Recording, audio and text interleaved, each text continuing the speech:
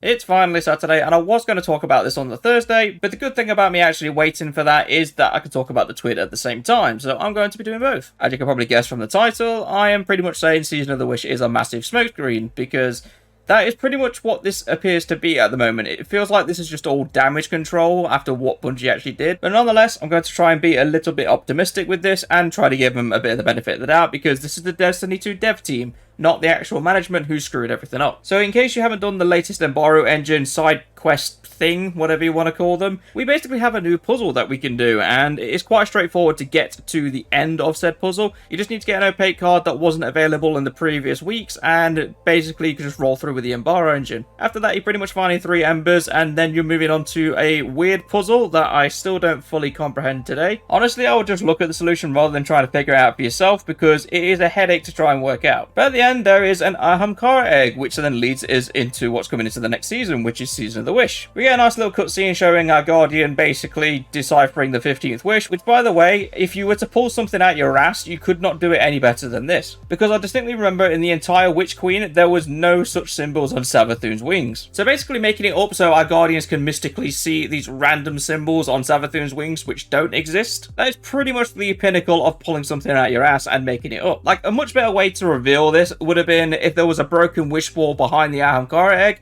because then you can say Savathun was working on restoring the wall, and we kind of get a clue of what the wish is going to look like when we actually get it. Like, that sounds a lot better when it comes to story-wise. I don't know why they did it this way. It's just very confusing. As you can guess, we are going back to the Dreaming City next season, which I suppose I can look forward to in a way, because I do like the Dreaming City as a map.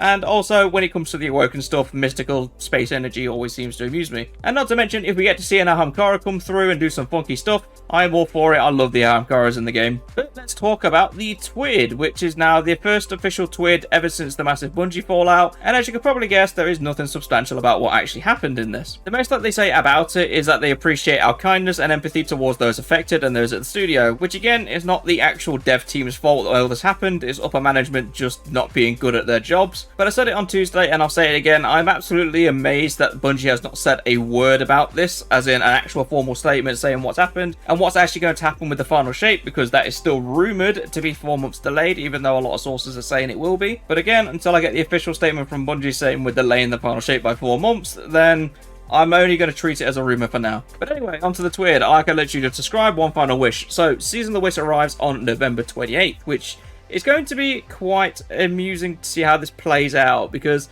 there's a lot you can do with a new Ahamkara. I imagine it's going to be something along the journey of we're hatching the egg, and then we get to trigger the 15th wish.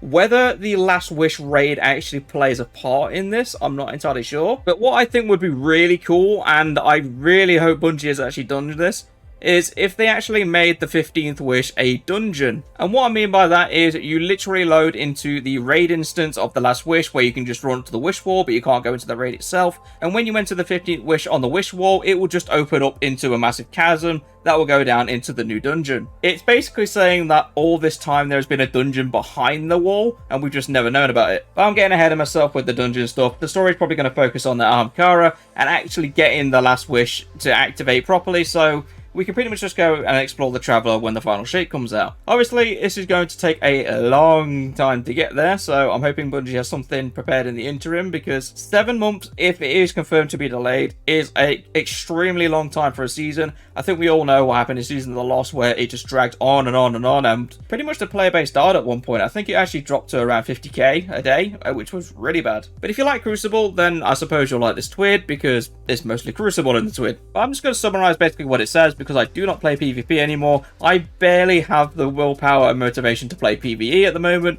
so there's no way I'm playing PvP. So this is basically what it's going to look like in Season 23. So there is something on here that you might notice straight away that's a bit odd, and it's called Sparrow Control. Now, normally I'd be very happy if anything that has a sparrow in it, because when it comes to sparrows and trying to mess around with Guardians, it always ends in hilarity. However, let me tell you why this is going to be a very dumb gimmick and will die very fast. Because Bungie has decided that because it was a bug that featured on a map, that they should take that bug and then make it into a feature. Which to me is the laziest thing you can do when you're in game development, because all you have to do is recreate the bug and then call it a feature. And no matter how you look at it, it is still a bug, and I don't understand why Bungie would actually capitalize on this. Not only that, it feels like a massive kick in the nuts, because I've been asking for Sparrow Racing for the longest time, and they're giving us this dog shit. Sorry again, not giving it to us. They are basically just repatching it in after they patched it out. There's a little paragraph here that says matchmaking and skill. I'm just going to abridge it extremely quickly.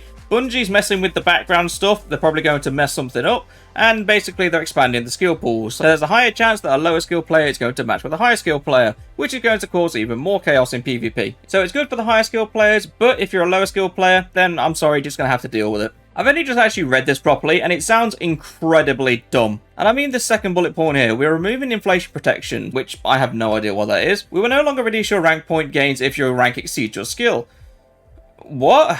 When was this a thing, and who was the idiot that put this in? Because I'm sorry, if you're performing above your skill grade, surely you should be rewarded for it? We will retain deflation protection, so if your rank is below your skill, it will still accelerate you upward. Who's the intern that came up with this crap? Because I'm sorry, a competitive scene is supposed to be competitive. If you aren't doing well one season compared to the other season, then you should be a lower rank. You shouldn't have baby protection because you're not playing as well this season. It doesn't make any sense. Now, I feel really bad for anyone who plays PvP because this sounds like an absolute mess. Oh my fucking god, why Bungie have you done this? They're changing Survival's respawn count from 4 to 6. Survival is long enough! Last time I played Survival, the games took 10 minutes. Why the hell are you making it longer? Like, Trials doesn't even last that long, and I'd actually play Trials over Survival. Please pardon our dust as we continue improving upon the Crucible experience. You have somehow managed to make it worse. I'm not even sure how you've done this. Look, all these changes actually make me want to play PvP even less, and I don't want to play it at all at the minute. Eventually it's just going to go so negative that I actually will start playing it a lot. But moving on, the next seasonal weapon is going to be a sword, and it's going to be one of the firing swords, so yeah, it's not anything interesting. You could argue it might have interesting perks because they've literally said it has a perk combo of repulsor, brace, and destabilizing rounds, so void explosions and overshields. Yeah, for a sword, that's actually really good. But if I'm being brutally honest, I won't ever use swords like these. I only ever use things like the Falling Guillotine and the Lament, so I don't see the point with this at the minute. It might be good against Crota, but I'd have to test that. And the reason I'm saying Crota is because it rolls with relentless strikes according to them, and also there is a new perk called Attrition Orbs. So Attrition Orbs just basically creates an orb of power when you deal sustained damage to an enemy. So if you're doing loads of light attacks, which you would be against Crota, then you can actually drop orbs of power on the go as well. Which you can imagine when it comes to doing a raid boss like Crota where you're using swords, then it is going to be very helpful and you're going to get a lot more supers when you're doing it. As far as the ornaments go, they look absolutely disgusting. I don't understand why these are here. I suppose the Vanguard one looks okay-ish because it kind of blends, but yeah, this literally just looks like you sprayed it one colour and then got a printout and then sprayed it over the paint. Like, I would just appreciate some creativity when it comes to the skins of these, because they are the ritual weapons, you want people to use them, so just put some effort in, please, Bungie. So, notable weapons that are going and also coming back into the game is the Immortal Submachine Gun and Astral Horizon Shotgun is leaving Trials. We'll be getting a new Strand Adaptive Trace Rifle called the Incisor. I don't know what the perks are on it, so we'll just have to find out closer to the time.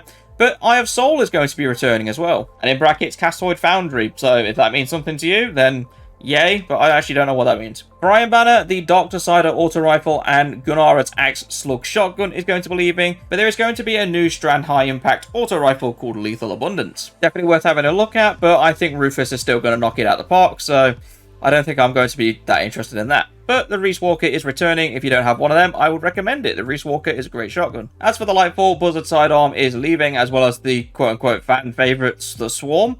I don't know why that's a fan favourite. I don't like the Swarm that much at all. But the new weapon that's coming in is something called Undercurrent, and it is an arc waveframe breech-loaded grenade launcher, which I'm very interested in seeing what perks are actually going to roll on this, because I could really use a new waveframe grenade launcher, and this could be a really nice addition. And also the Izumi is returning if you are interested in the sniper rifles, but honestly, it's nothing special in my eyes. And it appears going back to corporate because it's just signed the Destiny 2 team down below. There is no name anymore at the bottom. But that's it for the TWID. So that is pretty much everything I wanted to talk about. The Crucible looks absolutely scuffed, if I'm going to be honest. So I'm not going to be touching that. Season of the Wish could be interesting. I'd really hope Bungie can knock it out of the park. But with a 7-month season possibly on the way, I don't know how they're going to actually bridge the gap. But let me know what you think down in the comments below. And also remember to leave a like on the video. I shall see you all in the next one.